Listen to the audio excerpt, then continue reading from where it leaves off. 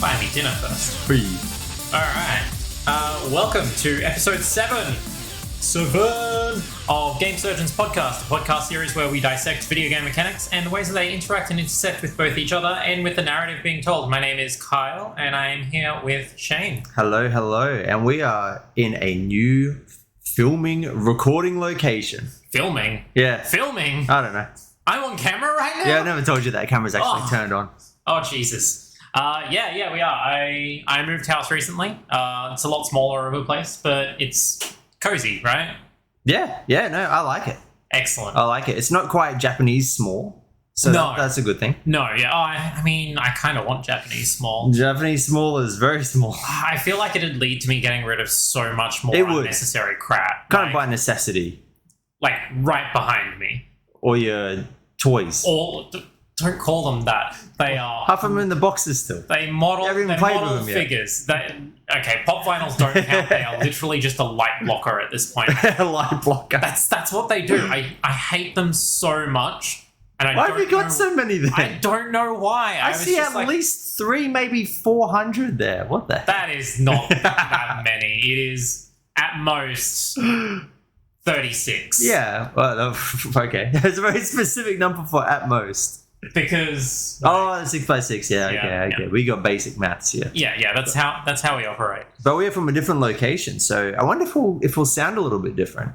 Yeah, I mean, Potentially. I'm personally hoping that some of the sound issues that we had in my previous location, For example, the dogs. Yeah.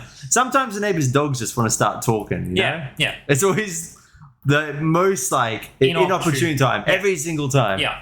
Sometimes the cat goes Zoom. Yeah. There's less space for him to do that now. Yeah. So that's He gets real excited that we're here. He says racing around. He can't wait to hear about our opinions about game mechanics. He's like, I agree.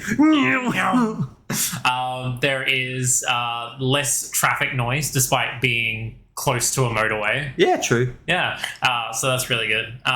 And hopefully the storm that's going on right now is past enough that we don't hear any thunder. Yeah, that's it. This is one of the benefits of doing these in person. Yeah. Don't have to worry about that interference. Oh boy. Can you imagine if we were like doing this and everything just dropped? I know. I would cry. Yeah. I think we've done that once. Especially, no. Yeah, kind of. I still haven't got around to editing that episode. Yeah, we'll fix that. We'll Frankenstein that bad boy. Oh boy. Yeah, so what have you been playing, Shane? Oh, this has been a fortnight of cleaning up games and finishing them off. So Oh, nice. I got to finish up Resident Evil 7, finish up Banjo-Kazooie, been chipping away at Forza Horizon 5, and it's still so damn good. I don't understand. I'm not a racing guy. Jealous. I'm so jealous. It's so damn good.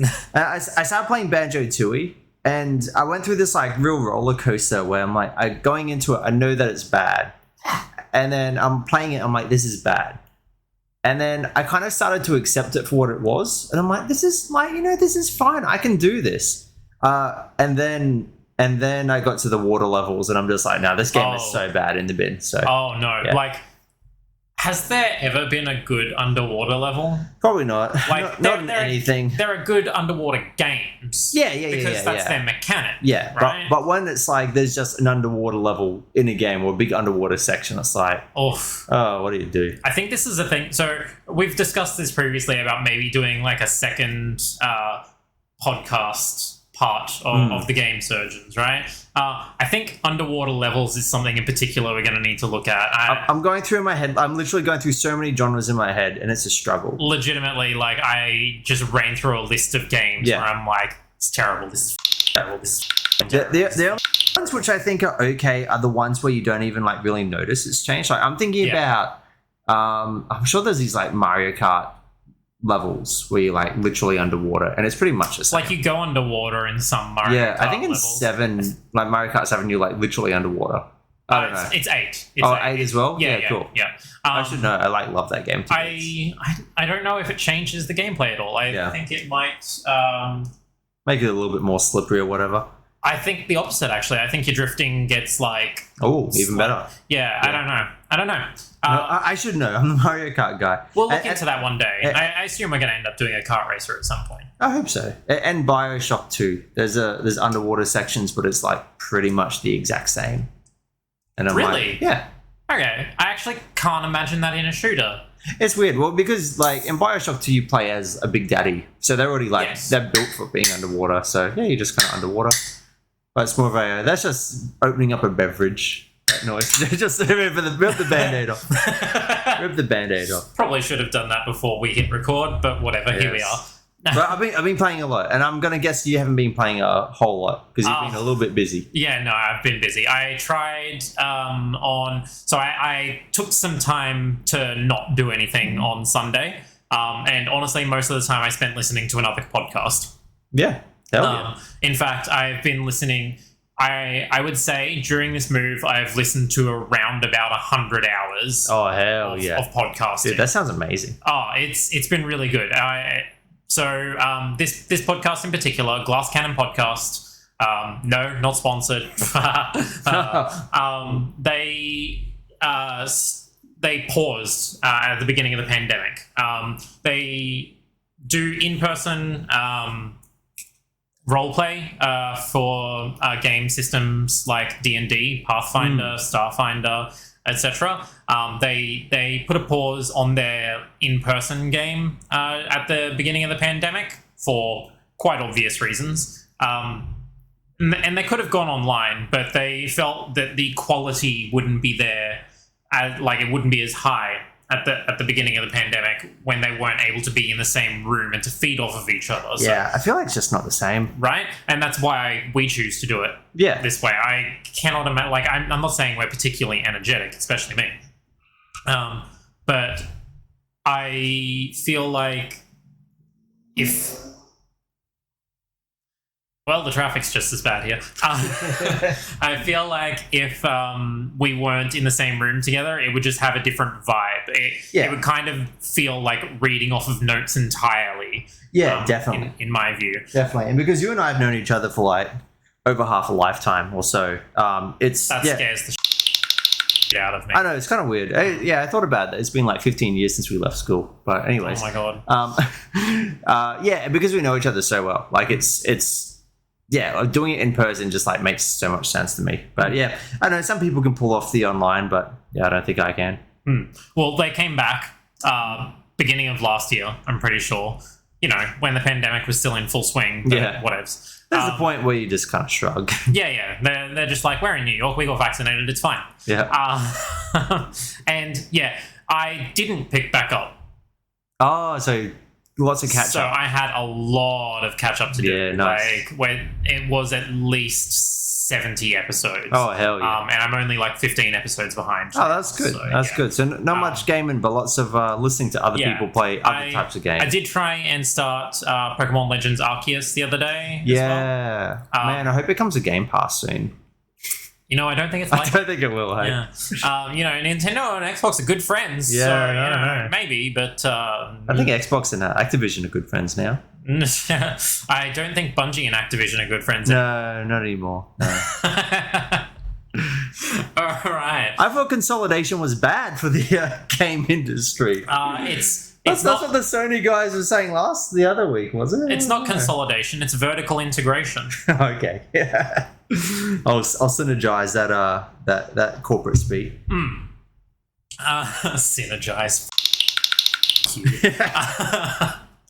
All right. But other than that, I've been playing the 2 games that we're looking at this week. Yes. Oh, and really, let's be honest, we're looking at an entire genre. Not much changes. Well, yeah, that's it. Because I get you dragging and screaming through the world of idle games or incremental games or clickers or whatever term you want to use. So I just use idle games. I was lied to. When you said idle games, I was like, yeah, let's do it. And then I find out it's not about cute Japanese girls dancing or anything. There probably are a lot where they are idle games. No, those are called gacha games. Yeah, true. That's just straight up gacha at that point. Yeah. So yeah, you lied to me. Yeah.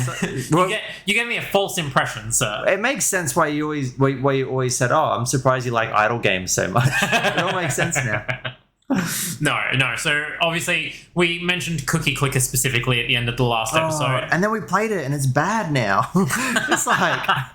I actually put a whole week into it. Like after 2 days, you were like, "No, let's switch to this other game." Yeah, and I still didn't. I was like, "Yeah, for you, that's fine. Like you've done this before.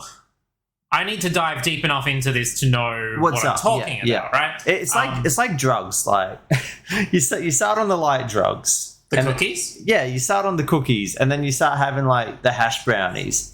And then, I don't know, you start getting heavier and heavier hits. And then to go back to, I don't know, I feel like I've gone deep down the idle game addiction hole. So now I go back to the soft stuff. I'm just like, it's missing. It's missing the extra. You could have tied this together so well and just missed the opportunity.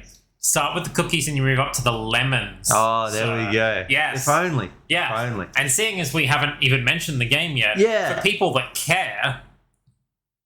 Yeah, so we're doing.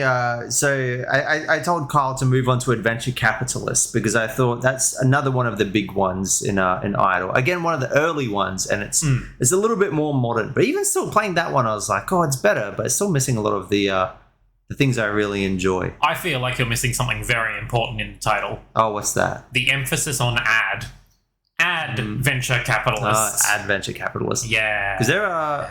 Is that one super ad heavy? I can't even remember.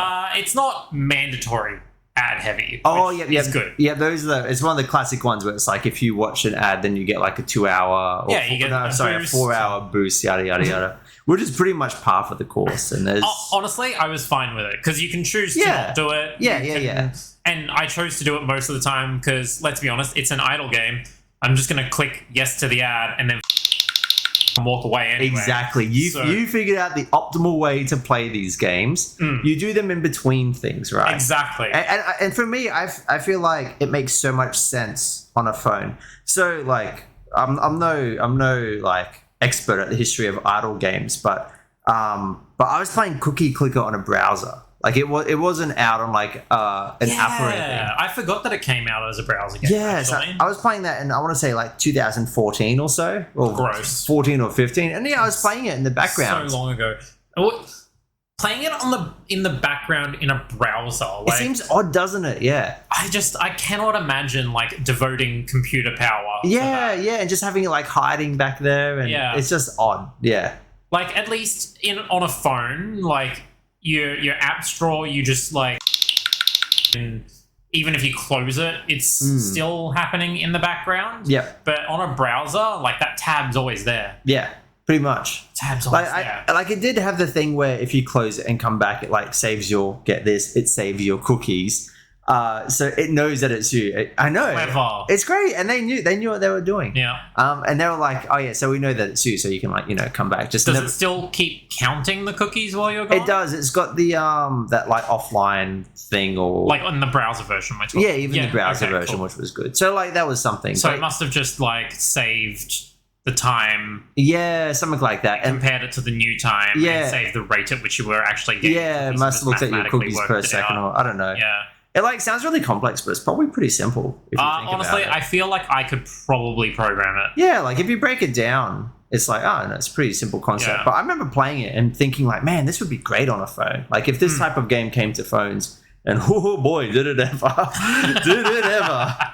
Like I think, man, the amount of idle games, clicker games out there, some of the bigger ones are like, Adventure Capitalist was a big one.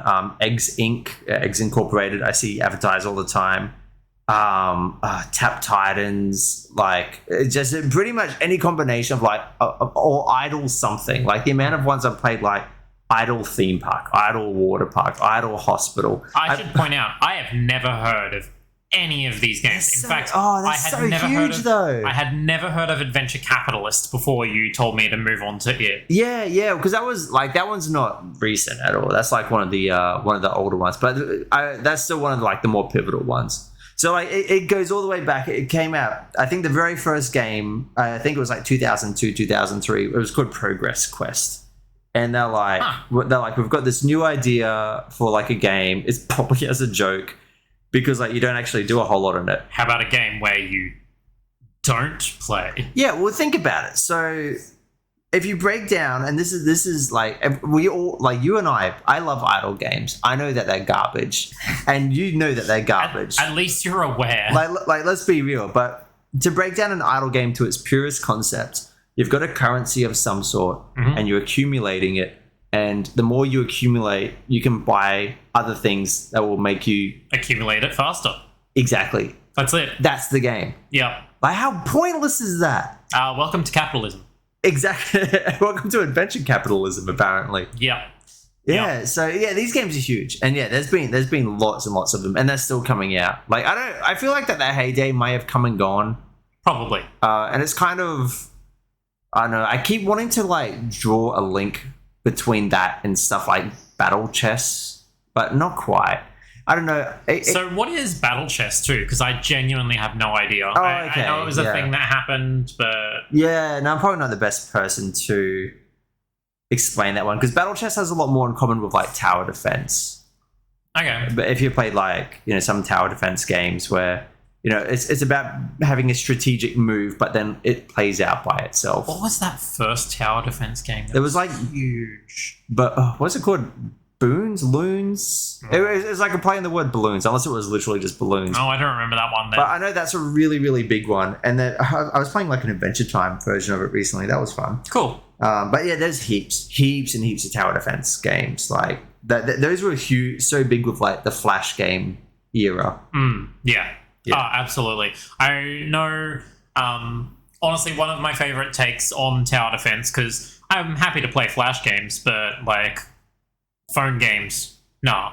But yeah, one of my favorite takes on tower defense was Sanctum TD. Had you heard of it? No. But TD, now you say that, I've heard like something TD so many times. It's a standard tower defense game where you have a phase where you set up all your walls and your defenses, right? But then after that, it turns into a first-person shooter. Oh, that's cool. That's cool. I like games like that. I like those cross-genre things. So yeah, I fell in love with that game for a while, especially since it had like a really good cooperative multiplayer going on as well. Nice. That sounds fun. Make it pinball. Make everything pinball. That's always the genre crossover. The worst part is I can already envision that. Yeah. A pinball tower defense, first-person shooter. Well, it wouldn't be a tower defense. I'm calling it a tower attack. Oh, I like that. Yeah, true. True. Right? So this was your first foray into idle games, wasn't it? Like, yes. You'd never played it before. I've literally never played any before. I think, arguably, you could say... do you remember Bravely Default? Yeah. That terribly named game by Square Enix that had a terribly named sequel called Bravely Second. Yeah, I was going to say Bravely Second wasn't much better, was it? Yeah, that they disavowed because people didn't like the name. Wait, wasn't as far as I can tell, it reviewed well. Wasn't it called Bravely Default Flying Fairy? Or something as well? Yeah, Bravely Default Flying Fairy. Yeah, just a really heap on, like... Yep, just the awkwardness of it. Pardon me. But yeah, Bravely Default had a mode in it that actually, having played Adventure Capitalist now, Capitalist. I know, it's a bit of a tongue twister, isn't it? I have just been working all day, like not at work. No, like I'm just exhausted, just doing stuff. Yeah, So it had an idle mode in it that was actually quite similar. Oh my gosh, there's going to be a lot of editing. He's having a stroke. There is not going to be a lot of editing.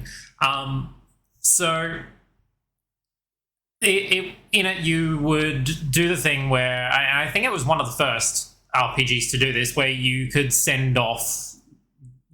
build a town, send off units to go gather resources that you could use to grow the town, and then send off more units to gather resources. This has popped up in a lot of games. Notably Metal Gear 5, Metal Gear Peace Walker. Yeah, absolutely. So I remember seeing it and that going, I remember this. Yeah. The first time I saw it was in Bravely Default. I feel like it's probably been in a few things. I know the Ni no Kuni sequel had something fairly similar. Oh, hey, bud. Yeah, there's lots of games that do it. Oh, I might be misremembering, but I think that there's something similar in Sonic Adventure as well, with like the don't know how you pronounce it. Chaos Garden. I don't know. I assume it's chaos. Chow. Maybe they're just Chow. The little cute ones. I think you can do something similar with that as well. But yeah, there's quite a few games where there is almost that like idle mode attached to it. Yeah. The main thing with the Bravely Default one, it being on Nintendo 3DS, you could just put the game into standby and it would continue to do it even while you were not playing. Yep. Whereas Metal Gear, games like that, you would have to be, in gameplay. Yeah, that was a bit different. Yeah. So I feel like, Bravely Default is like one of the probably earliest examples of another game integrating idle game mechanics into it. Yeah. Which I thought was really interesting because I quite enjoyed that when it was an addition to another game. When it's the whole game. When it's the whole game, oh my god. It's a bit different. Right? And you would have people often call these like clicker games, but you would have learned that the clicking stops pretty early on. Yeah. So I'll let you go into how much more of the history were you gonna go over? Oh, that was. I just want to was it? All drop right, a few cool. names. I've got some examples that some other games do, systems wise and mechanics wise, a little later on, but. Yeah, we'll get to those when we get to those. Look, Adventure Capitalist, the clicking lasts less than a minute. Yeah, not much at all. I would say you gain less immediately in Adventure Capitalist, but also there is very little incentive to continue clicking in any way very, very quickly. Yeah. So I'm going to start with Cookie Clicker because it's the grandfather. It's how I started, right? Yeah. So Cookie Clicker is what it says on the tin. Yep. You click on a cookie. And then you use those cookies to buy pointers really that do the clicking for you. Yeah, that's right. And you start buying some real weird down. Yeah, absolutely. So I still actually haven't gotten all the way through the list. It gets progressively stranger as you go on, and there's like Grandma Apocalypse, and there's all these strange things. Oh my gosh, I haven't got that far. It's weird, man. I prestiged once. I couldn't even remember if there was prestiging in the game. Yeah. Okay. Yeah. And the only reason I didn't prestige a second time is because I was like, I'm just gonna wait until a quintillion hits, and then I'll buy that thing that's supposed to last throughout multiple things. And because that's the thing, like these games are about the mindset of efficiency. You're like, I want to do this as best I can. Yeah, and I could easily have been more efficient in Cookie Clicker, but by the time I got to that point, I'm like, Cookie Clicker can just run in the background. I've moved on to Adventure Capitalist. Yeah. So the first thing you get, mouse pointers. One click every 10 seconds. Yeah, it's pretty bad. So you buy 10 of them, so you at least have one click every second. Yeah, which still isn't very good. No, not at all. Like you need minimum 10 to stop caring. But right? that's when it's like I can stop like constantly just clicking on this thing. And you get more cookies, you buy more upgrades, grandmas which bake cookies, factories that make them, rockets that ship them from Earth, dimension portal to bring them from alternate universes. Get more cookies from other universes. A time travel machine to bring back cookies from before they were eaten into the future. And what is the purpose of getting these cookies? Everyone likes cookies, that's why. You ascend. Yeah, you ascend pretty much. Yeah. Eventually you get to the point where there are enough cookies that you can ascend. Yeah. Just like and ascension is it's exactly what it is in No Man's Sky. Yeah. Once you reach your goal, we'll do it again. Congratulations, start over. Again.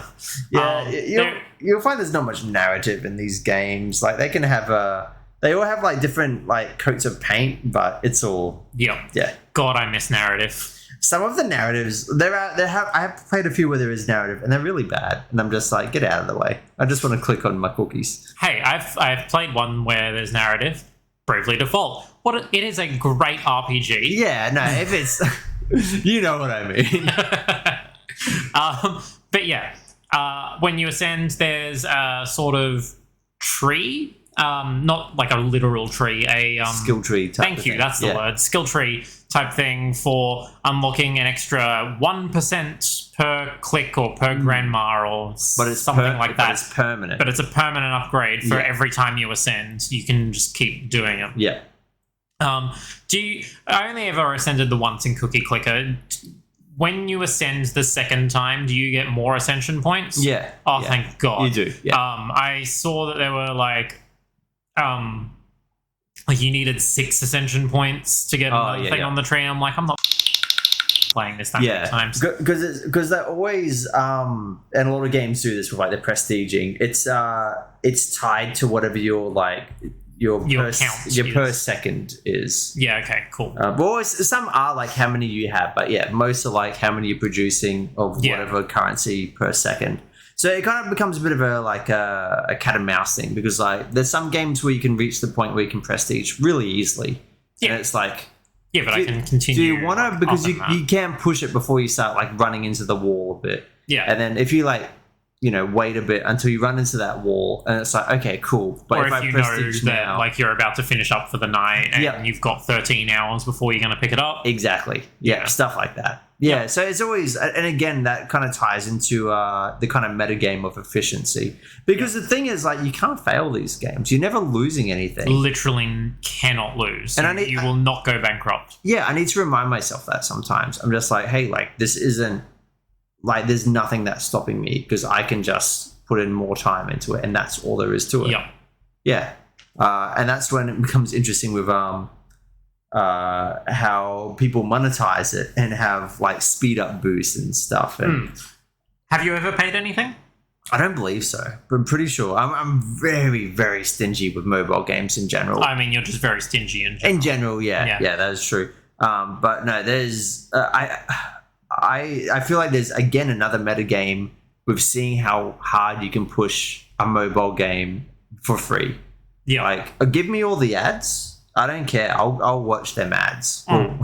Or what, as we talked about before, you like let the ad play and then walk away and do something else. Yes, and it's not watching the ad. I'm not watching the ad. Trust me, I'm not. Like, I will be like, okay, cool, open up my game. Yep, sweet. Do the thing to like set off the ad and like brush my teeth and then come back to it and then it's done. And then like if there's another ad opportunity, I'll be like, oh yeah, I'll do that. And then I'm like, just carrying the phone, walking to like another room to go do, something real. And it's just stuff like that. It's just like, I just shove the ads into the in-between times in my life. Yeah. I will say the ads that don't allow a mute button. Those are rude. Yeah. Like, yes, I could turn down the volume on the phone. And in fact, I do quite often.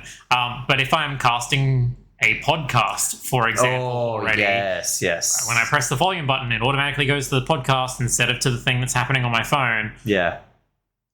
That's annoying. Bad news. That's bad news. That is me actively going, I will never play your game because you're interrupting my thing. Yeah. I'm one of those people that like, not so much with phone games, but bloody YouTube. Holy moly, YouTube ads. Pardon, sorry, Rona. If I keep getting the same ad again and again, I will start giving them bad reviews, and I'll tell them like I'll literally say in the comment like, cease the ads, man, like calm down. I actually forgot YouTube does ads. Yeah, because you've been on premium for a bit. For a long time, yeah. Too cheap. You pay for Spotify, don't you? Yeah. So why not pay for YouTube instead of Spotify and get both? Yeah, I've thought about that. I've thought about that because I've been an advocate for YouTube Music for a while. I've been like, guys, YouTube Music's actually pretty good. So yeah, So something interesting with these like clicker games is that the offline time, like the time when you're away from the game and you'll come back and it'll be like, oh, you've been away for like 8 hours. Here's your 8 hours of like progress, and this is the amount of money you made or cookies you made. Yeah. I find those interesting, and I find the ones where it'll cap at a certain amount. Like it'll only count up to 6 hours. Oh, really? There's a few that do that. I don't know if like the two games I got you to play. Okay, yeah, that. No, definitely not. Yeah. They do not do that. That is interesting. Yeah, it's a bit rude that some will do that. It kind of makes sense at 24 hours. I feel like if you come back and it's like, oh, it's been like 3 years, that might be a little bit excessive, but I don't know. I mean, you haven't gotten anything out of it anyway, Yeah, so true. it doesn't matter, I guess. And I find quite often you'll come back and they'll be like, "Oh, you got this amount. Do you want to watch an ad to like double it or whatever?" Like just straight away, they're like, as soon as you open up the thing, we want you clicking on an ad. Like, Yeah, absolutely. They're clever. They're clever. This is how we make our money, by selling ad space. Yes. It's less about the whales who are buying things Yeah. to skip the ads and more about... Yeah, just those little bits. Yeah, But absolutely. I have played some that don't have any ads. Cookie Clicker doesn't have any ads, does it? So it has like an ad. Oh, the at banner bottom. at the bottom. Yeah. So that's just a right. banner ad. That's right. Which the amount of times I clicked on that by accident, Because it pops up. it's just in a weird spot as well. I don't know. Yeah, that too. But like it's at the bottom of the screen, but it doesn't pop up immediately when you open. yeah. So you like click if it on you go- menus and stuff. Yeah, if you go to then click on upgrade or shop or something like that. Yeah. Occasionally, if you're too quick, it'll like pop up the ad first, and you accidentally click the ad. I only had that happen once. It's not too egregious. It is actually pretty forgiving with the amount of time between when the ad actually activates its click and when the ad shows up. So that's nice. But yeah, just duh. Or actually, that reminded me of something. I don't know what you would call this. And I could trigger this a few times on Adventure Capitalist. If you open up the game and it gives you like an ad opportunity, and if you say yes immediately and the game hasn't loaded an ad yet, it just gives you the reward without playing the ad. Really? Yeah, there was a few. I can't remember what other games I played, but there was a few where I could get through like 3 before it starts giving me an actual ad. So I'm just like spamming the ad thing and it's just giving me like reward. And then it's like, oh yeah, okay, we got an ad ready for you. We'll finally show you one. So I thought that was pretty funny. That's beautiful. The only time I had a thing where like it didn't have an ad ready, it told me as much. Yeah, I like that. And sometimes it's like, come back later. Yeah. It's because my internet dropped because the microwave was on. This is one thing I will say that I don't like about this place. Oh, one of those. With all of it being so close together, the microwave does interfere with everything. That used to happen at your old place, didn't it? It only interfered with like things in the lounge room, essentially. Okay. Because it was like very close to each other. Oh, that makes sense. So I think there's a ghost in your microwave is what I'm trying to get at. Probably. I have the mesh Wi-Fi system set up here as well, and reasonably it shouldn't interfere with that. It's supposed to be on different bandwidths, but that's what makes me think that it is a ghost. Of course. But I cleaned the microwave. It shouldn't be. It should be a happy ghost. Come on. Exactly. What do you want from me? No, it still has one more piece that needs to be cleaned. That looks pretty gross too. Oh, okay. That's a true possession. So we've like primarily focused on Cookie Clicker itself, right? But Adventure Capitalist does things. It's a bit more modern, I found. Slightly differently. So Adventure Capitalist, you're buying things to make money. Yeah. You start with your lemonade stand. Yeah. Because it's very tongue in cheek. Yeah. Yes, it's like very tongue in cheek. Yeah. You start with your lemonade stand or whatever on Earth. On Earth, that's an important thing to note. And then you progress to an oil company eventually, going through movie studios and just making money. other things. Yeah.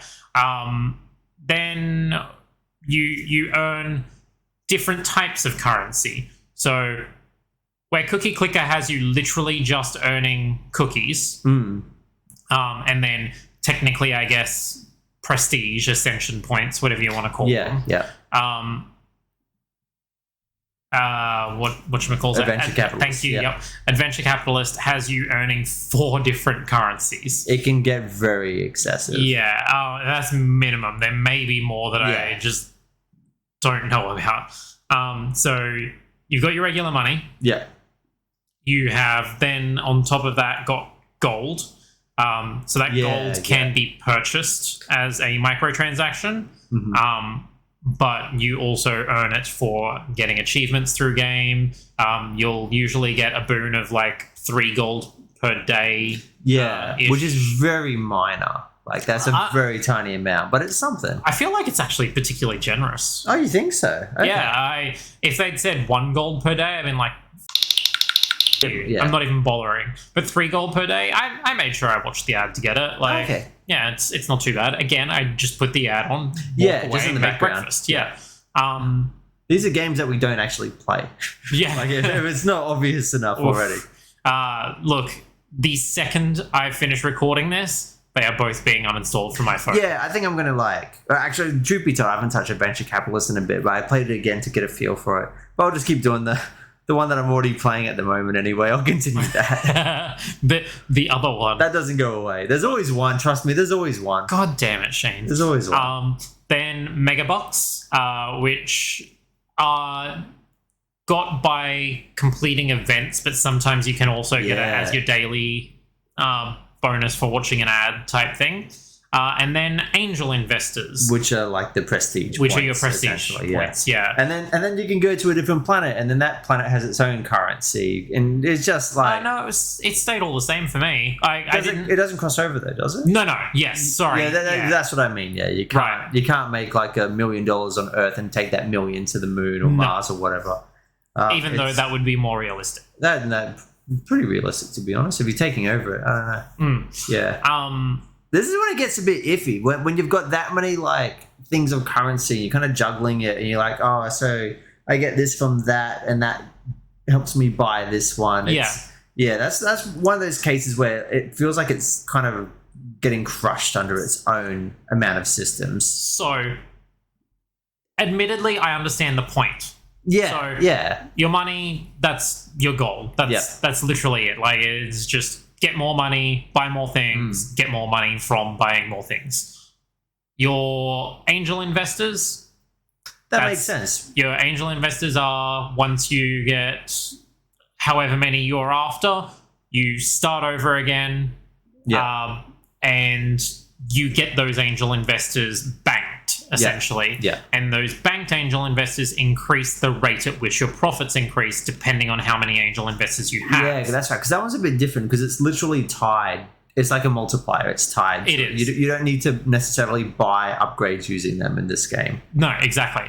And to be fair, though, you can buy upgrades with the angel investors as well. By just merely having them. Yeah. And it's interesting because it's a balancing act. Because it's a give and take, yeah, because you can buy it, but then it also means that you're like, those 100 that you used to buy it, you've lost that multiplier. Only 100. It's a lot more than 100. It's like a lot. Yeah, I'm just putting a number. I'm not exactly a big player of this, obviously, but I think I was in sextillions for the angel investors. It gets insane numbers. Yeah.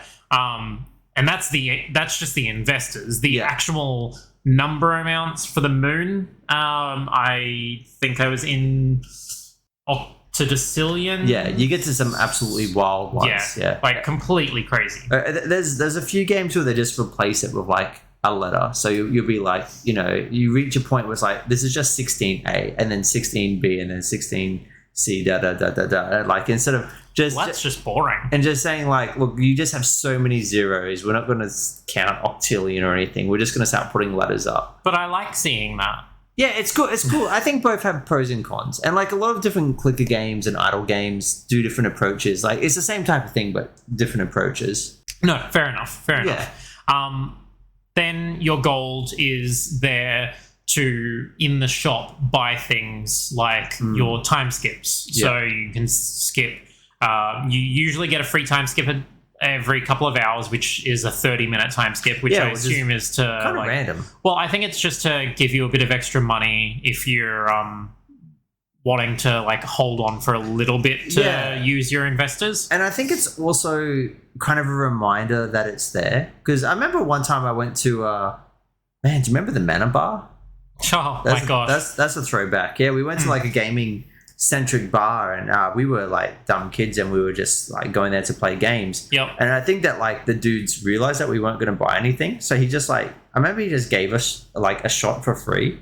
And I forgot that happened. Yeah. And we're just like, oh, that's cool. And we're like, whoa, I actually like kind of want to like, that was cool. Reward that behavior. Yeah, I want to reward that behavior. And also like I enjoyed that. I had a good experience. I kind of want to do more. So is it the Resident Evil shop? Yeah, maybe. I can't remember that specific. Oh man, I remember it being salty as I remember you having a lot of shots one night. Yeah. Oh dear. Yeah. But yeah, it's really like it really is interesting seeing, you know, how they will monetize their games. Like, you know, we've said like there's so much weight on the ads, but like even small things like that, by giving you a taste of like an item and being like, hey, did you like that? You can get that, you can spend and $15. the better version of it as well. Yeah. Because the amount of times I've been like, oh, that was a 30-minute time skip. Damn, imagine if I got that 5-hour time skip. How powerful would that be? And like it's pretty easy to get your 1 day long time skips. They're 10 gold per thing. Yeah. But you could also use that gold for a multiplier that stays active on that planet forever. Yes, but that's the caveat. That planet.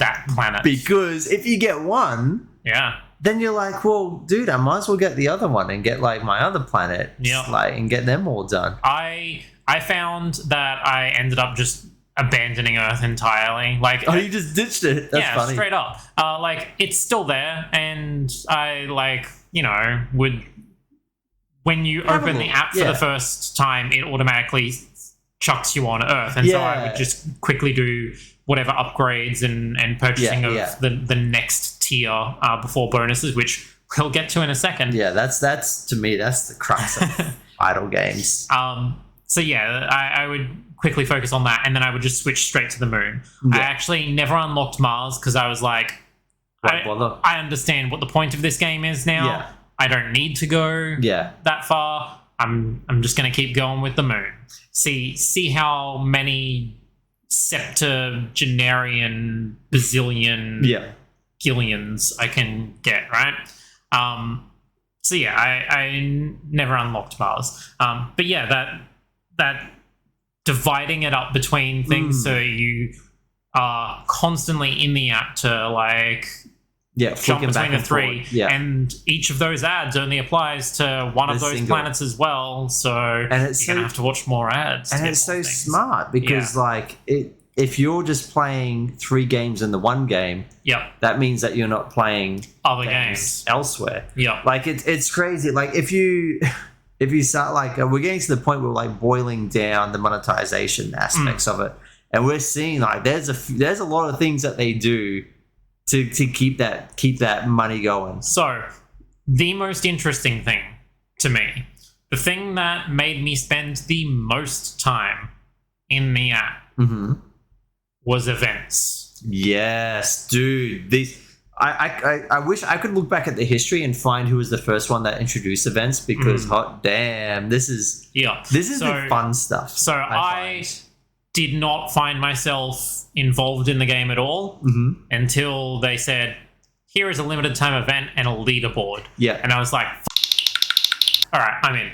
And it's so smart because when they say a leaderboard, it's like everyone starts at the same time. It's not like you get in there and you're just like, oh, I'm number like 1,000. There's all these people ahead of me. I need to catch up. No, everyone starts like at 0 at the same time, and you have to build up.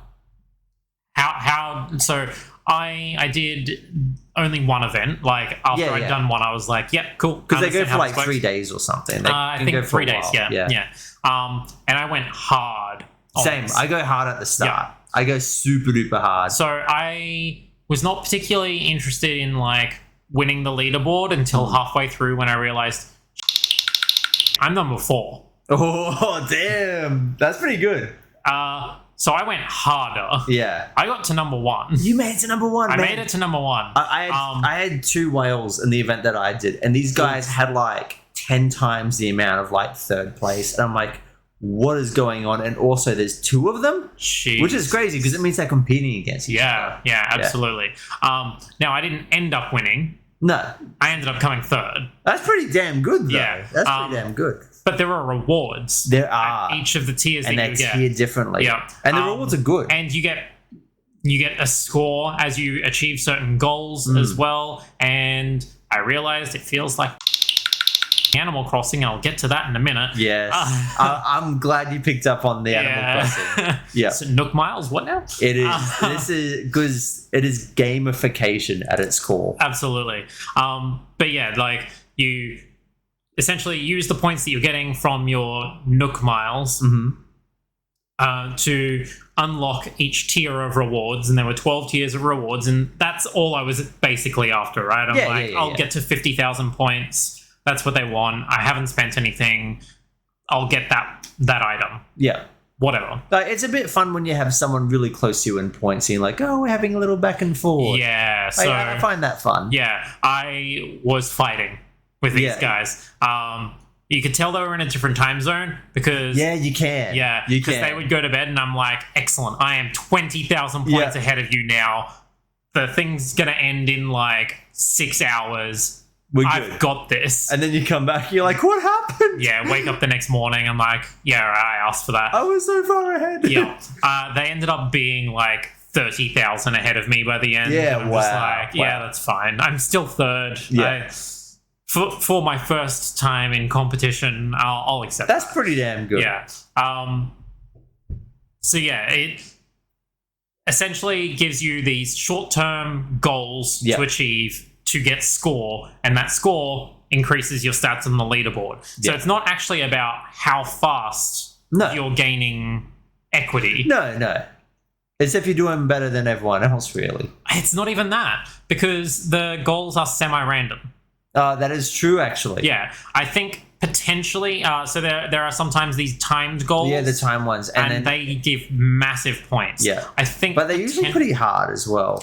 You kind of have to grow. Well, sometimes. It's a bit of a crapshoot. Sometimes. Sometimes they gave me ones I'm like, oh, that's kind of easy. Yeah, in the early goings, I found them a little difficult. But after you've got the angel investors to just re-loop, you're fine. Yeah, because there's some where it's like, get like this particular one up to, 20, 200. To 25, and you're like, oh, that could be hard. Let's say 200. Let's say somewhere like, let's go try to get to level 200. But then there's others where it's like, oh, you just have to get 25 more of that one.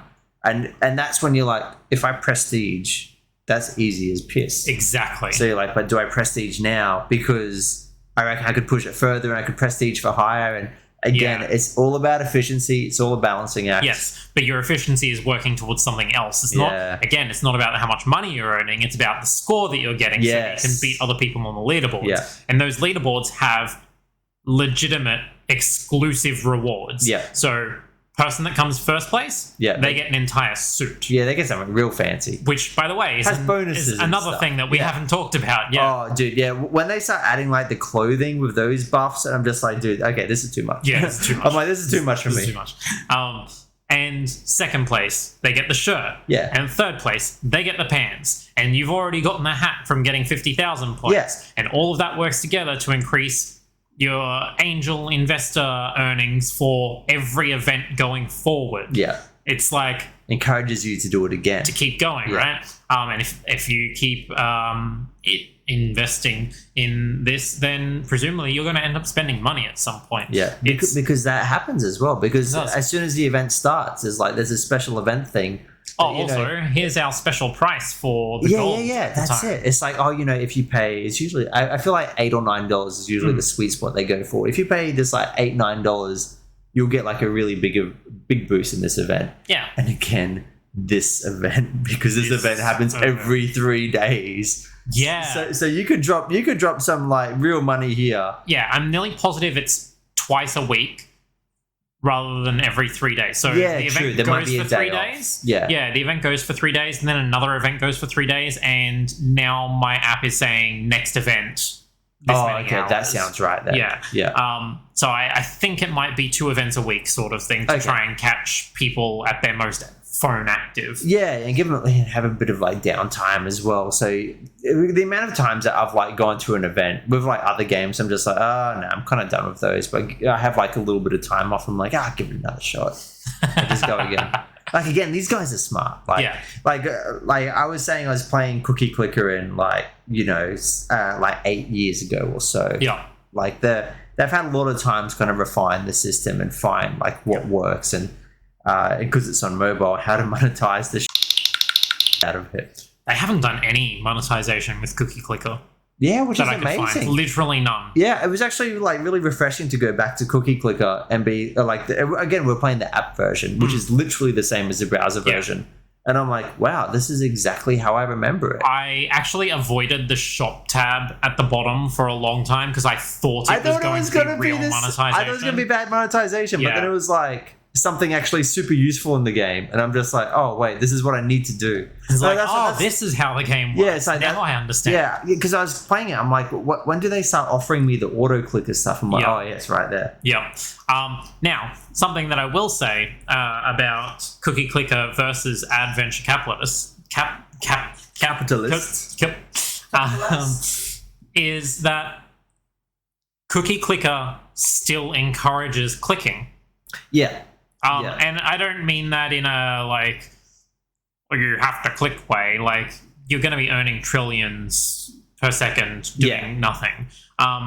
But occasionally, and I think it's a 5% chance when you load the app, there is a golden cookie will come up. Yeah, and you can click that, and sometimes it'll give you just, here's a couple of trillion cookies bonus. But other times, it will be like a times 10 multiplier for your clicks for a minute and a half or something like that. And it's somewhat random from what I can tell. And that's could be a times 2 multiplier, times 3. It could be for a minute. It could be for 45 seconds. Like, it is just completely random. And there's the elusive ones, right? So what? So I'm not sure if there's, because again, I've played a lot of the games. They all kind of blur together. But there's ones where you're like, oh, you know, this is great. Times 10 for 30 seconds is awesome. Sometimes you get that times 777 for 10 seconds, which is huge, right? Yeah. And if you hit it, you're just like, and it pops, because you don't know what it's going to be. You click it and it pops up, and I'm just like, I need to click. And you just start smashing it, and it's such like a thrill. It is there is like pure serotonin. It is pokies. Like it is pure like gambling machines here, because you say, this has come up, I don't know what it's going to be, but it's going to be good, right? So you click on it, and, you know, it might be good, might be decent, it might be great, but it might be the big win that you want. Exactly. And, oh, dude, that's the stuff that keeps you coming back to it. It is, quite an addicting mechanic. And I was a little disappointed that Adventure Capitalist didn't have something similar. Like that, that makes you engage with the game more. Exactly. Like, there's quite a lot do. They usually have something that will pop up every 30 seconds or so. But there was literally nothing in Adventure Capitalist. Yeah. Fucking hell. That game. Yeah, the Lemonade game. Yeah. Before we were talking about like if you get like 5 upgrades of this particular type. So to give you just the easiest example, right? Lemons, the first thing that you can buy in Advent Cap. Yeah. That's what I'm calling it from now on. Let's do that one. Yeah. So yeah, lemons, first thing you can buy in Advent Cap. You buy one, stand, you just sit there, you click to keep using it. And then after a while, when you've got 5, I think, it gives you a bonus to the stand. Yeah. And those bonuses can be different things. And it does this in Cookie Clicker as well. So sometimes it will multiply the amount that you end up getting from the stand. By quite a bit, you know, just to keep it competitive. Yeah. So times 2, times 3, sometimes times 10. Yeah. If you've spent quite a bit of money to get there. Other times it will shorten the amount of time it takes for the refresh countdown. The money increase amount. Yeah. So it'll go from 2 seconds to 1 second. Yeah. So every 1 second, that's when it will finish, sort of thing. Yeah, which essentially like doubles it. Essentially, yes. I think there's another bonus as well. There's a few, again, like, this is maybe getting my games crossed, but some of them feed into each other where it's like, hey, if you get this one, then it affects another one's multiplier. Yes. Or there's ones where it's like, if you get this one, it makes, if you physically click on the thing, that makes that multiplier go up. And there's like all different ones like that. Yeah. But I find those really great. Because you'd be like, oh, I need to get 5. If I get 5 lemonade stands, I can get like an upgrade. I've got 4. And it gets you sitting there and waiting. Yeah, because I'm like, I was about to go turn off the game and do something else, but I think I'll just wait. I'm close to the money amount. I'm close. Yeah. And I think Adventure Capitalist having that next button as it's well, because you can buy really one, helps you with can that. buy 10, you can buy 100, or you can buy the next just to get to that or next max. upgrade. You can buy Or the max is amount good. you can get with your money. Yeah, make sure you click on the right one, because one time I bought max and I'm just like, nah, didn't want to do that. That was a waste of money. Didn't mean to do that one. Yeah. So yeah, the next one is a real lifesaver. I literally just have it on next all the time, and anytime anything comes up available as next, you just buy all that. Now, on top of that, you have upgrades that you can buy. Yeah, which also cost Which also cost money. Yeah. And those upgrades will usually be along the vein of, a multiplier again. Yeah, a lot of it's just multipliers. Yeah. And like honestly, some of them aren't great, but it feels like that's what we're working towards. Yeah. Like so often I'll be playing it and I won't be looking at the big number at the top, seeing how many I've got or how many I'm getting per you're second. just waiting to get to your next upgrade. Yeah. And it's interesting because it almost creates like a short-term, medium-term, long-term goal setting type of thing. Yeah. Because you're playing the game, and it's like, okay, I want to get to these ones, and then that will get me these upgrades. And then like as my upgrades get really high, I'll hit the wall, and then I can prestige, and I can start again. And then my short-term goals can start again. My medium-term goals can start again, and it's just a big cycle. Yes. Yeah, it is a ridiculous cycle of complete pointlessness that you can't stop. And as we said at the top of the recording, it's just getting points so you can get more points. Yeah. But it's all about the gamification. It's all about like the images that they use, the different visual cues, the different audio cues, the ways that they make everything feel like a big deal. Yeah. Like it's such a big thing. And I found ones where I'm like, oh yeah, like I like water parks, and then I see an idle water park game, and I'm like, yeah, cool. And I'm buying like bigger slides and upgrading my slides, and I can like physically see my slides getting bigger, and I'm like, oh, that's pretty cool. I feel like I could probably do an idle theme park type thing. Yeah. If you find like, a genre or an interest or something, even if like a lot of the time those actual core games aren't quite as refined as some of the others, it's just fun just to see a thing you're interested in. Like, let's be honest, idle games are not something that's new. They've been around forever. Yeah. They just were called management sims before, and they didn't run in the background. No, these are just far more hands-off now. Well, are they? Yeah, it's different, isn't it? Yeah. Like, it's... This ain't no Sim City, though. Yeah, no. It's... Like, SimCity is a different kind of management sim, but, like, theme park... Tycoon or whatever it's called. I guess, because do they actually have a fail state? I don't know. You can be in like negative admittedly, money. Yeah, you do have fail states in those. And maybe that's what the defining feature is. Just because there's slightly less strategy. I say slightly. There's quite a bit less strategy. Yeah, there's no actual strategy. You don't need to implement strategy in any way in an idle game. And I think that's the thing as well. With these idle games, there's literally no risk at all. Like, you can do things that will make things less efficient, but that's it. Yeah. The risk in an idle game is that you will open your wallet. Yeah, that's it. And if you've done that, you've failed. Yeah. Oh boy, have you failed. Oh, man. Yeah. Did you want to talk about some of these other ones? Yeah. I just want to highlight three other things, three other games that have...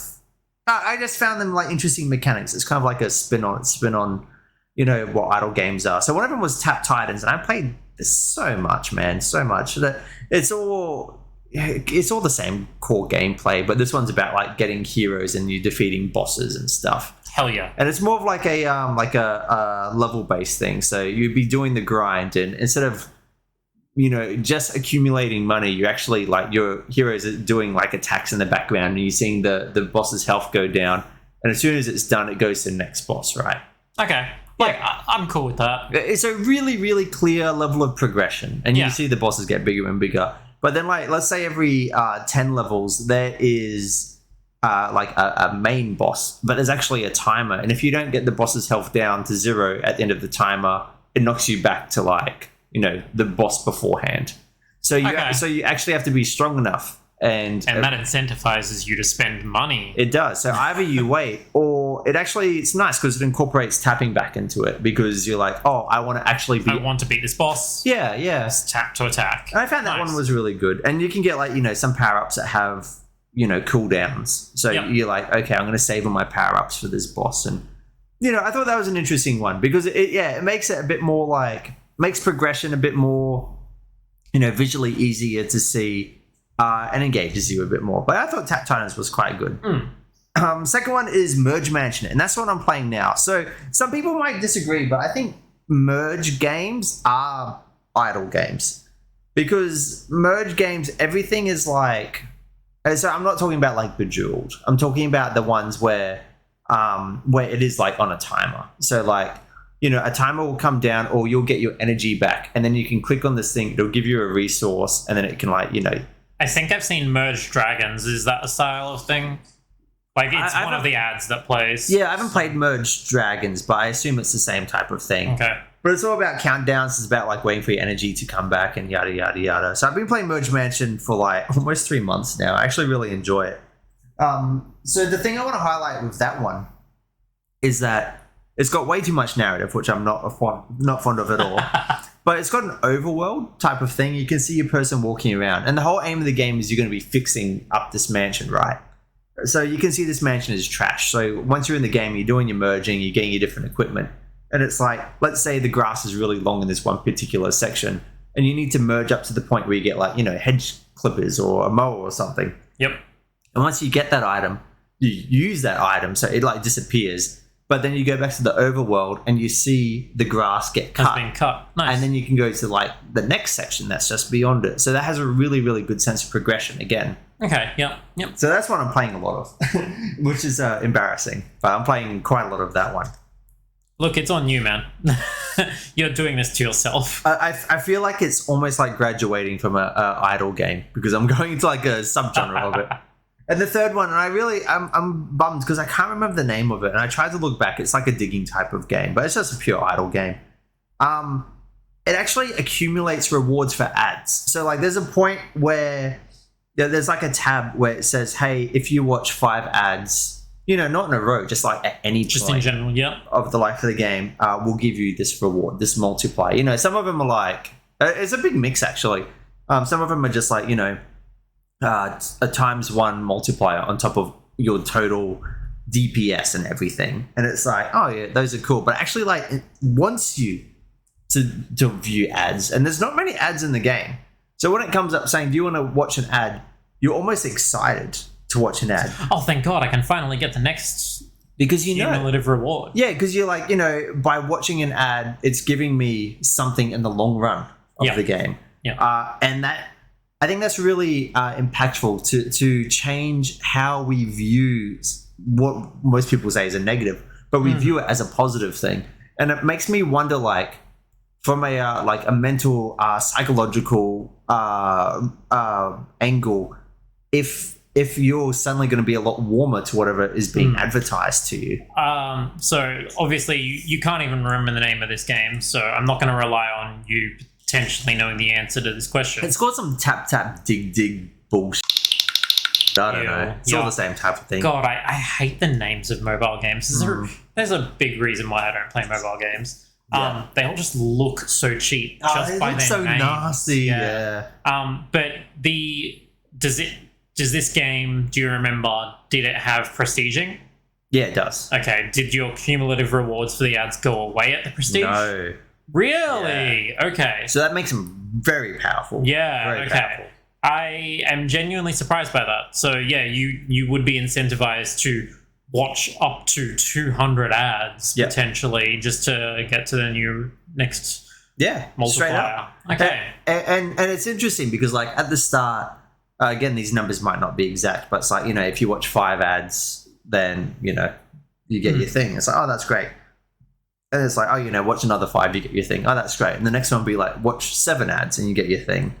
And it starts to build up more and more. Yeah, and it would. That's how they make their money. And then it's like, oh, you know, watch 15 ads and you'll get the next thing. But again, the next thing is always just worth it enough. It's just within reach too. Yeah. Like, I've already gone this far. And it's kind of funny. It had this effect on me where, like, you know, I'd watch the ad and then I'd be excited when the ad's finished because I'd go on the tab and be like, how far am I? How many more have I got to go? I'm almost there. Oh, that's great. Sunk cost fallacy, man. It is because you're like, I'm so far in. It's like, oh, I've only got 3 more ads to watch. Yeah. It will legit be the ruination of the human species. Oh yeah, dude, we're being conditioned and experimented on right here with idle games all the time. But I just wanted to highlight those 3 because I thought those 3 were like very interesting different expressions of this this genre. Yeah. So this was your first like a dip into this world. As a whole, what did you think? What was it? Was it what you thought idle games were going to be? I mean, essentially, yes. I actually like thought about it a fair amount, and quite early on, I came to the conclusion that they are RPGs without a narrative. And I don't mean that in that you're role playing or anything like that. Don't be ridiculous. That's not what RPG games are. No. RPGs. They used to be back in the day, maybe. No. But RPGs, and no, not back in the day. They were even more what I'm about to describe. Yeah, true. RPGs are just make big number go bigger. Yeah. Straight up. Increase your strength so that you can increase your attack power, increase your defense so that enemies' attacks don't do as much damage, etc., etc. And you get bigger enemies, and they'll give you more experience, which can give you more numbers for even bigger enemies. So it has taken out the battling from RPGs and just made it into a cascading effect of heightened returns repeatedly. Yeah. I don't know how I feel about that because I love RPGs, but I hate this. Yeah, because you love RPGs for the story, because you're a very like story narrative, like world building type of gamer. Yeah, I am, and like, I mean, it probably doesn't help that Adventure Capitalist is capitalist. Yeah, literally. It like actually boils my blood. I'm not saying capitalism is the end. I'm saying capitalism is not necessarily the answer. Yeah. Because God, we've been through a lot over the last 2 decades, and somehow we're still on capitalism. Actually, before you mentioned, speaking of capitalism, before you mentioned Animal Crossing. Yep. So what was the allusion you wanted to make to that one? Yeah, so in Animal Crossing, you essentially are set these little goals daily. And we're talking about just the new one, because they only introduced this in New Horizons on the Switch. So you're set these little goals daily. Catch 10 fish. Catch this specific fish. I don't know. There's a few. I've forgotten. It's been a while since I played. There's so many. Yeah. And for doing these tasks, you get something called Nook Miles. And the Nook Miles are a currency separate from the... Yeah. What is the coins called? Bells. Bells. Separate from bells that are used specifically to purchase sort of gameplay rewards early on. So for the most part, it's like increase your inventory space. Yeah, that's always a big one. Or get more like hairstyles. Or be able to craft more things. That sort of thing. Later on, you can get items straight up from it, sort of thing. But for the most part, they're about increasing your gameplay options, which in turn gives you more rewards options for Nook Miles to get more Nook Miles. It's the same thing because going on I was actually, as the events in Adventure Capitalist, just to clarify. I was thinking about like literally I thought about the exact same thing just earlier today. I was like, man, it is quite similar to like New Horizons in that regard. And I think that is like, I think it is just because it is just gamification. Like Animal Crossing is a very, well, at least used to be a very loose game, but I think it still is. It still is compared to everything else. But with New Horizons, it's given you, it's gamified it a bit more. Like it gave you a little bit more direction. I think the which isn't bad. No. I think the difference is that in Animal Crossing, it's to get you to keep playing the game because they understand that Animal Crossing is the type of game where you'll probably put it down and not play it again for ages if you do put it down. Yeah, if you fall out of the cycle, it's you fall off.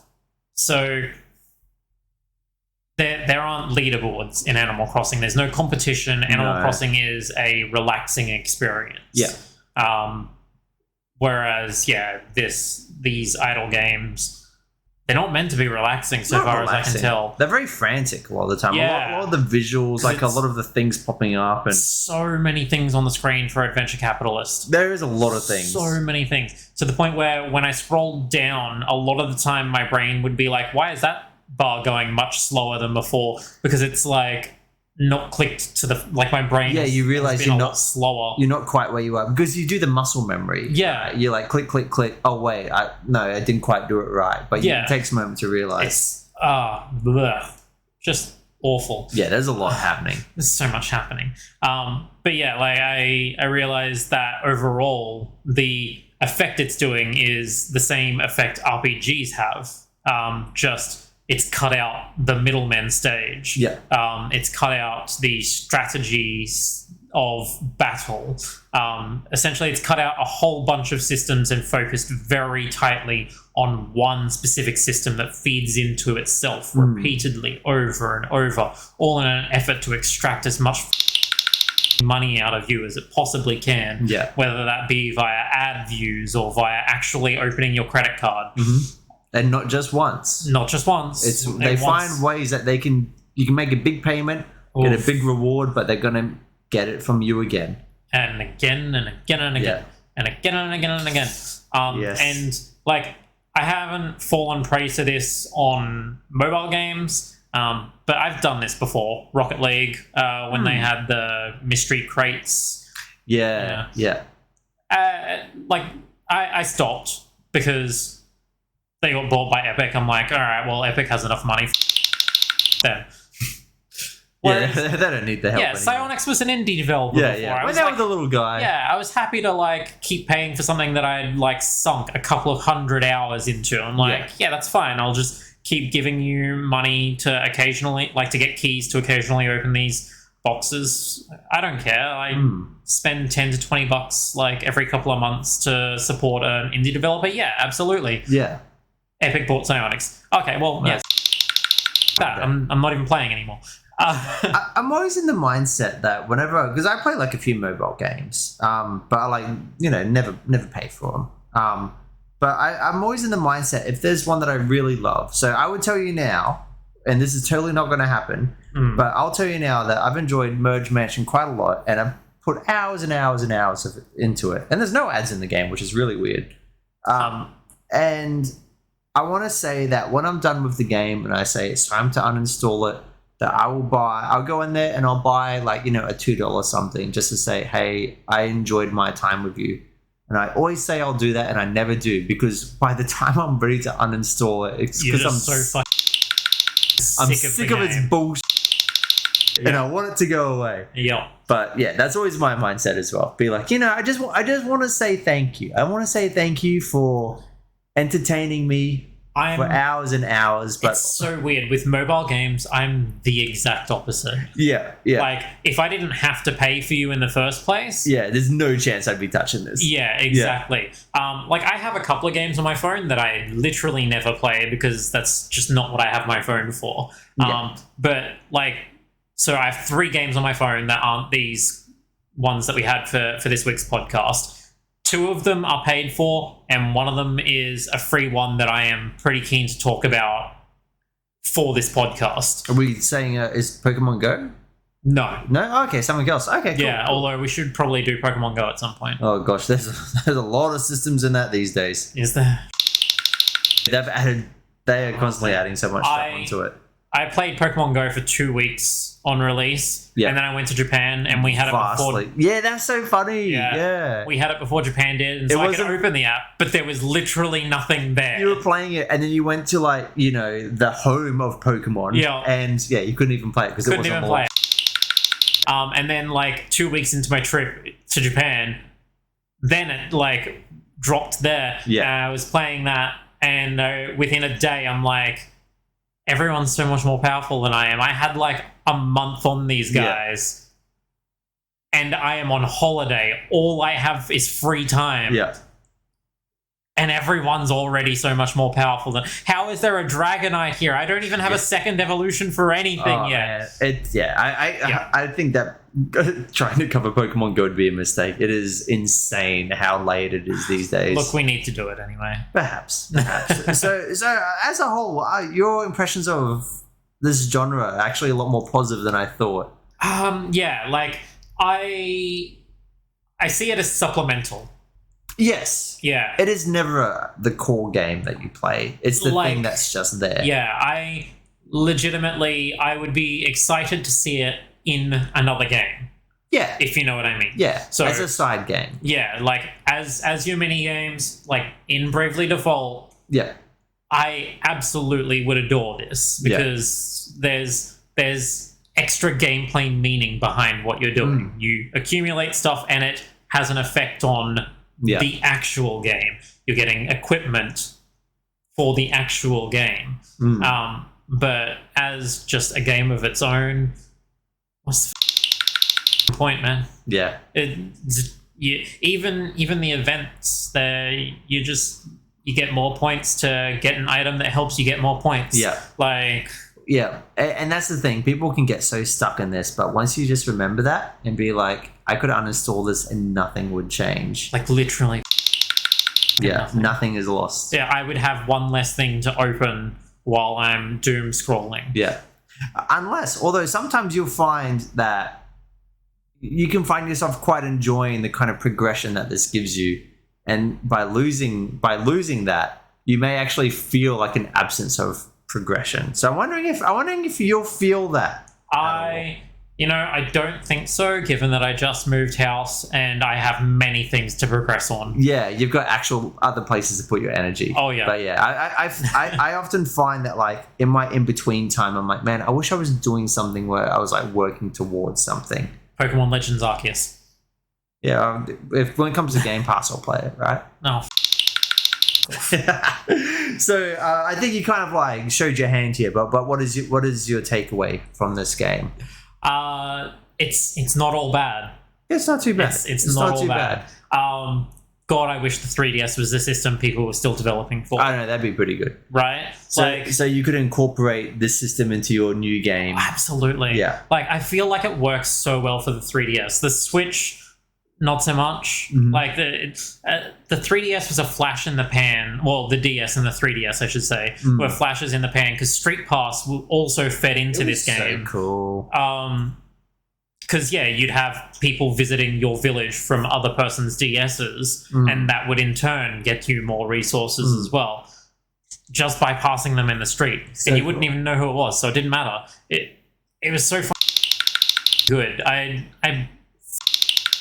miss the 3DS. Yeah, Street Pass was wild. I used to go to like Street Pass meetups in the city, and I remember, like, even though I hadn't touched any of the Street Pass games in like a year, I would take the 3DS to Supernova and Comic-Con. Ping, ping, ping, ping. And just, every like half hour, open it up because you maxed out your Street Pass count and you had to like get all those puzzle pieces while you could. The puzzle pieces were fun. I forgot about that one. Was such a good one. Yeah. Such a good one. And even the RPG that was in the 3DS. Because that's what I was thinking of. I played a lot of those.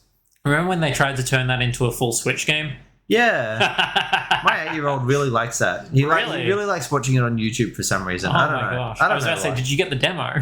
No, we did get the demo. He's asked for the full game, but I'm like, I don't know. If it wasn't in the Nintendo... one day I'll start getting these words right. If it wasn't a Nintendo first-party game, it would probably come down in price at some point. Yeah, but that ain't going to happen. It's never going to happen. Yeah. So you want to talk about the game that we're covering next week? Well, I feel like I need to introduce it in a way that relates to this game. So we talked about events being the things that draw things into draw people to come back to games like Adventure Capitalist. This is a game as service, like a live service game. But not in the Bungie way, not in the Destiny way, not even in the Assassin's Creed way, where they just keep releasing new crap forever and ever and ever. You reckon we're getting a new Assassin's Creed this year? There wasn't one last year, so yeah, no, they seem pretty committed to just updating that one. So I don't know. Right? But they stopped doing annually and started doing every 2 years. Yeah, because they were going to alternate with Watch Dogs, but that didn't go too well for them. They just announced that they've given up on support. Stop supporting the new Watch Dogs. Yep. Look, when it looks and plays like trash, what do you expect? I think that franchise is done. Probably. Yeah. It's a shame because the second one was actually pretty I good. didn't mind what I played of it. Yeah. No, so the next one is a persistently online game, which I'm going to be honest, I can hate that model. Yeah, I did. That took me by surprise. Yep. It uses that to track your experience, which you get by just playing the game in different ways. Same thing over and over again in however many ways you want to get the experience you need to unlock the next item. Sounds bad. Or the next starting point. Sounds like an idle game. I don't understand it. I know, right? And yet it is my game of the year for last year. Yeah, it's pretty damn good. Yeah, it's pretty damn good. It's so good. Yeah. So next week we're talking about Hitman. So the whole trilogy, of the modern ones of the modern Hitman. But Hitman 3 is the Hitmen, if you will, of the modern Hitman. But yeah, we'll talk about all three. And yeah, I mean, I already love it. I'm so glad it came to Game Pass, so we can talk about this. I've been playing it. I really, really love it. If we're talking about like systems. This is the king of systems. I think that we've found the king of systems right here. Just systems that just feed into each other so beautifully. I can't believe so many people like skipped over this as game of the year. Yeah, it was January last year, and I'm like, yeah, this has been quite an eye opener. I've been thoroughly enjoying it. Yeah. I'm so glad we get to talk about it. Yeah. I don't want to like talk about it with you now because obviously we'll wait. But like I really want to talk about it with you now. Well, we'll have to wait till next time. Damn it. All right, so that's it for the show. Follow us on Twitter, on Facebook, on Twitch, on Twitch. What else is there? I have no idea. We have none of those things. I'm going to stream on YouTube. I'm going to stream some idle games on Twitch. You know. Hey guys, I'm streaming only for 2 minutes though, and 30 seconds of it is an ad. and the stream archive gets taken down for being copyright for the ad. Copyright strike because it's an ad for like another game with like the wrong music. Oh, that's beautiful. Yeah, hell yeah. Get keen for me streaming idle games very sporadically throughout the day. Admittedly, there is a couple of podcasts that I listen to that do have live streaming of them recording, and then they edit the thing later and do some questions with the live audience as well. So people can see them actually just playing idle games while we're recording these the entire time. They're just talking. They're live streaming them talking about having. But people will see me playing the idle games as we record this podcast. Is what I'm saying. Ooh, like when I opened up the game just before, and you're just playing it there. All right, but yeah, follow us on all those things that we don't have, and out. See ya.